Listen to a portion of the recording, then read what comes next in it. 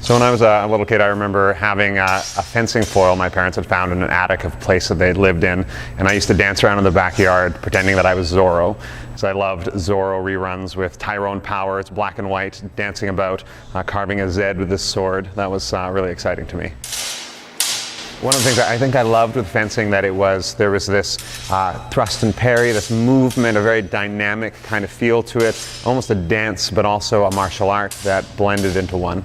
So it wasn't until my teens that I found a historical club that was doing historical sword fighting, and that captured me right away. And I found myself learning about the rapier and sword of the musketeers, and eventually two-handed swords and shields, but also the rich martial art that was within it. So it was no longer just Zorro in my imagination. It was actually this true historical martial art.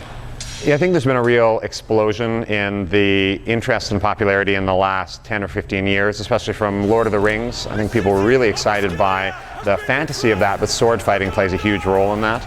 And then we had all these different historical epics that have been out there, both satisfying a desire that people have had to explore swordplay and see that in films, but also, I think, intensifying that. And now we've got Game of Thrones, so I think most common thing people cite when they come in here is wanting to experience a sword fight like they see in Game of Thrones.